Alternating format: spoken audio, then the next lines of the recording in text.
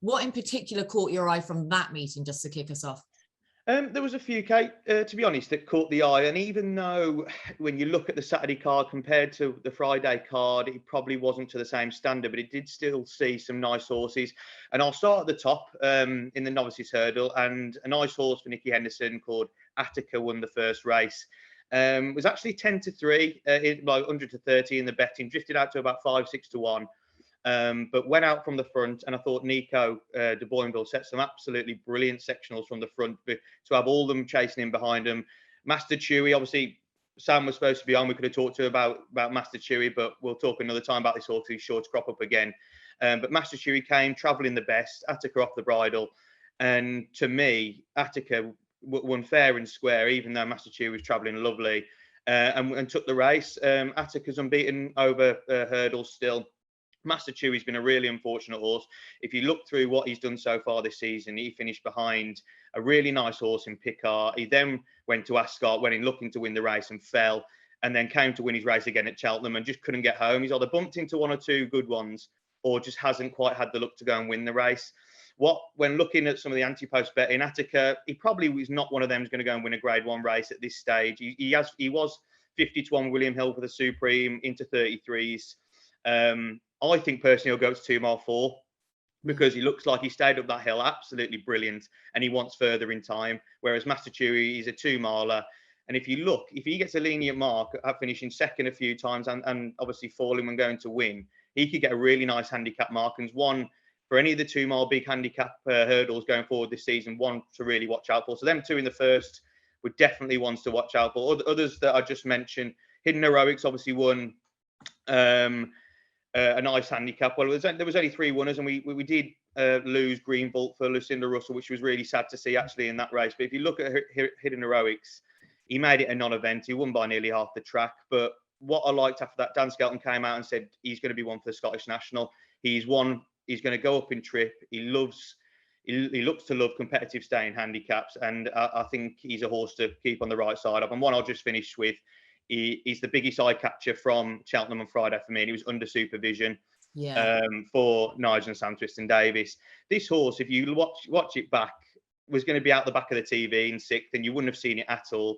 Anyway, when the camera was panning on the first 2, he just absolutely flew from nowhere and finished 3rd by about 5.5 lengths. 3 mile 2, didn't even look to be at the top of his capability of his trip. He wants even further. He's only 6 years of age. It was his first run of the season. He's off a marker 136. I think there's much more to come from this horse. And off the back of its first run, it's only going to improve. And I thought it was just the biggest eye catcher of the weekend. You go back and watch that race. How that even finished 3rd, I'll never know. So those are 3 I picked out from Cheltenham on Friday. They're just ones to watch out for going forward. Yeah, because they were good races and they were just interesting. I would say, James, I was just going to say, Hidden Heroics, he looks the type of horse if you were lined up for a Scottish National, somewhere like the old Racing Post Chase at Kempton would sharpen him up no end because he's not short of pace. And I think he looks to me like a horse who really loves top of the ground as well. He sounds crazy talking about top of the ground in December, but that's what it was at Cheltenham. The way he points his toe and flicks across the top of the surface, very quick and economical with the way he went about things. Yeah, he wasn't he? Completely. Like you say, if he goes to what was the old Racing Post Chase, and if he goes to Make All as he did then on Saturday, we know that race tends to go to a horse that just blasts from the front anyway. So yeah, on better ground, Hidden Heroics, so watch out for that though. But also, like you say, it would have been great to have heard what Sam's thought himself about under supervision for what he's going to go on to do for staying handicap chases throughout the season, but the notable eye catcher in that staying handicap chase there on the Friday. Andrew, yourself then at Cheltenham, was there anything further that caught your eye? Yeah, well, Captain Morgs, who was stepped up and tripped with James Boyne, and I think it was he travelled so well through the race, and Nicky Henderson's always thought he's been a bit of such a frustrating horse. I think it's just the fact they found the right trip for him. You know, the fact he's been so consistent over those lesser trips, to me, he might be a little bit what you call soft in some respects, but I just think that he just doesn't really have that turn of foot over 2.5 miles. Whereas over that 3 mile trip, when the gap opened, James got a hold of him, put him in the gap, put him about his job. He quickened up smartly up the hill. If he's going to go for a attempts that he's qualified for, you probably wouldn't want to see him hitting the frame too often before the Pertemps. You know, if he did happen to run, he'll probably only run one. The way Nicky campaigns the horses, they're not going to be overly campaigned. So may have one more run before a Pertemps race at Cheltenham. If he got stuck in the mud somewhere, that wouldn't bother you too much. Wouldn't surprise me, and it wouldn't bother me if they dropped him back over 2.5. It's one way of protecting a handicap mark when you are going to run over 3 miles, and it just sharpens up. You're setting them up, and that's up to the punter to work out what the trainer's thinking. There's nothing wrong with doing that. Hey, he might go and win over 2.5, but I think they put the cheap pieces on, and he's the type of horse that could still run well in a Pertemps final. Yeah, definitely. And like you say, and the art of second guessing becomes even more focusing on when you say the word Pertemps in it, the P word. You really have to try and double bluff exactly what a trainer is going to be thinking for that. But like you say, not to dismiss him winning over slightly shorter.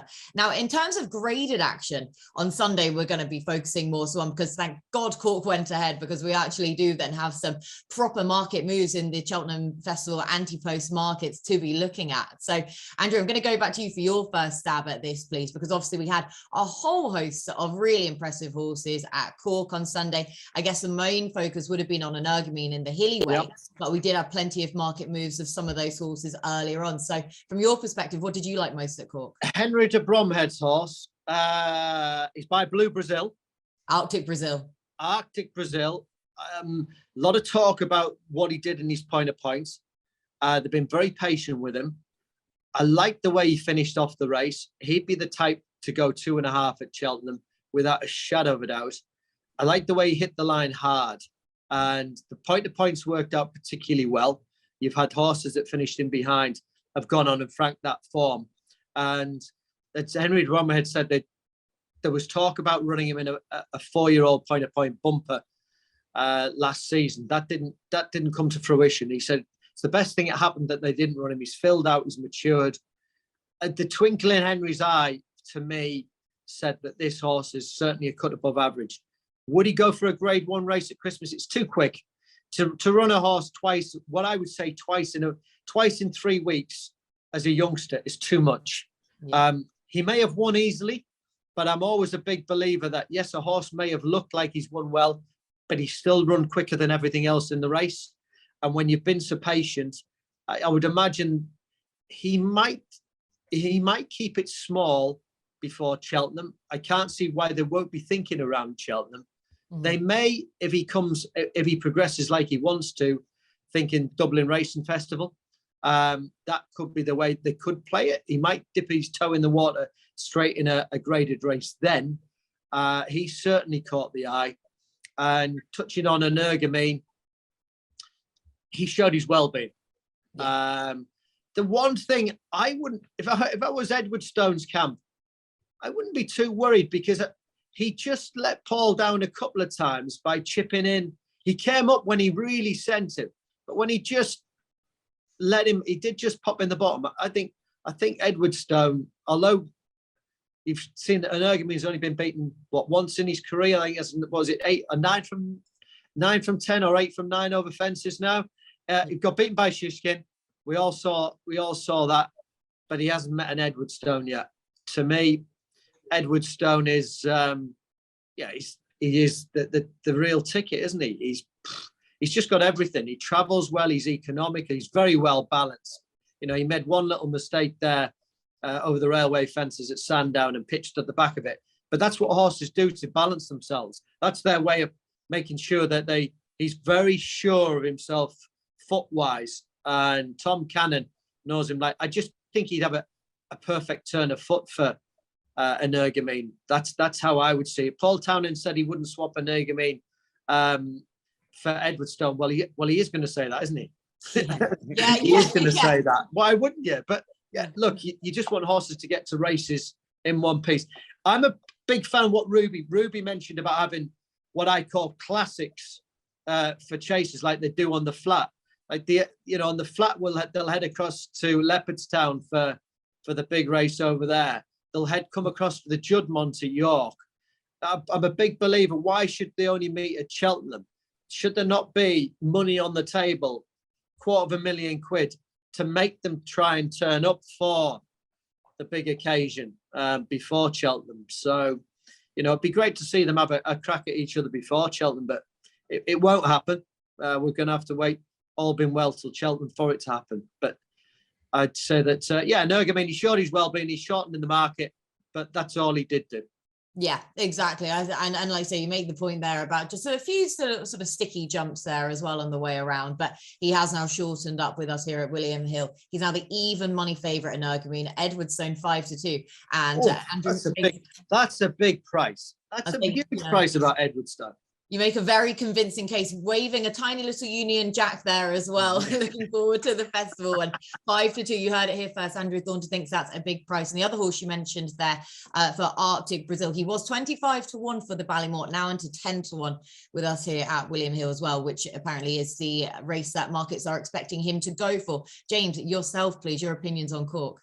Yeah, what Andrew said was absolutely spot on. Those two, obviously, they were nice. Energumene, as you said, we saw him go and jump his fences. What I do like about Energumene, his cruising speed is absolutely brilliant. He sinks horses, doesn't he? And he's interesting with Edwardstone because he's the type of horse that can go with Energumene, and then it's just a turn of foot after who's got the best. I think at the moment, when you look at it, shortening him into even money was probably the right thing to do because he is well. He's come out, he's jumped his fence, that's no problem. But if you are looking for the value, Edwardstone at the moment, off the back of what he did in the Tingle Creek, now 5-2, he's probably the way to play at this point, isn't it? Until we see him a bit more. Obviously, Arctic Brazil was a really nice winner, short in price, but as you say, the Ballymore, and if they keep it at 2 miles, has gone in as well to 14-1 for the Supreme. So it was a really expensive purchase, wasn't it, that horse? So it's nice to see that's come out and done well. It wasn't a bad day at all for De Bromhead because he had another in there, didn't he, in the Grade 3 novice hurdle with Hidden Valley Lake. I thought this horse showed real proper sustainability over the 3 miles, winning by 8 lengths, and it wasn't a bad race at all. Another expensive purchase, around £200,000 for Rob Corr. I think Rob Corr looks to have quite a nice one in his hands. He battled really well to go and win that race, and he's 25-1 into 8-1 second favourite now for the Albert Bartlett with William Hill. So they obviously like it a lot, that market, and you can see that running well again before the festival. Others I'll just touch on. I made a note of one that was really interesting was for Willie Mullins was Blood Destiny in the 3-year-old maiden hurdle. This horse won with any amount in hand, like didn't get asked at all. And that's gone from 40-1 into 14s with William Hill for the Triumph. So quite a big move. But what I look back at this horse's run, and then I look back at some of the form it had before. So this horse ran at Auteuil and finished second before coming over to Ireland, and that was over 1 mile 7 in a hurdles event. And he was beat actually that day by a horse called Beau Zenith. That was by about 3.5 lengths. Beau Zenith had left France as well and gone to Gary Moore. So we haven't seen that horse yet. I was looking through Gary Moore's stable tours, and Gary Moore said this horse first port of call will be the finale juvenile hurdle at Chepstow. So that's obviously dropped from a Grade 1 into a Grade 2 as well this season. So we'll get to see him now. It's a horse who probably likes soft ground. If you look at Beau Zenith, it's actually a bigger price for the Triumph market because we haven't seen it at 20-1. But for the Boodles, it's 12-1 second favourite. That could be an absolutely crazy price, couldn't it? I know you're talking about the Boodles, and there's going to be plenty of other horses that are younger that we haven't seen yet. But just off the back of the way a Blood Destiny won, and Beau Zenith went and beat that in France, I thought that was really interesting to look at ahead of the Cheltenham Festival market. So, yeah, that was one that really, really caught my eye. And just to finish, another one we've got to talk about was the Grade 2 Mares Novice Chase. Impervious for Colm Murphy, I thought could have been one of the most impressive victories of the weekend, really. Not in the manner of how far it won by, but the horses it's beat and just how much potential this horse has. Dino Blue, Rosie's Hollow, Instit, they're no mugs, these mares, absolutely no mugs. And she went on to take the race, like I said, by 3 lengths from Dino Blue. Dino Blue showed last time over fences just how good she could be as well. And what we've seen from Impervious of what we haven't seen by other mares in that mares chase market at the moment, she's won twice over fences now and showed brilliant jumping ability. And if you actually look, I think she could have won by a lot further. I think she did the job of what she did. I think they're priming her to go to the festival and go and put on a great performance. And yes, she's in the Arkle. Yes, she's in other markets, but I think the mares chase is where she'll go. against her own sex, and she's gone from 14-1 into 5-1, second favourite with William Hill. The favourite for that race is Allegoria de Vassi. We haven't seen her over fences yet. So for a horse like Impervious to be seen twice over fences and the favourite not to be seen yet, yes, there's a lot of potential with Allegoria de Vassi, but at 5-1, she screams big value to me. So, yeah, those are my Cork takeaways, but there were some great performances and just some interesting angles with some of those horses, yeah.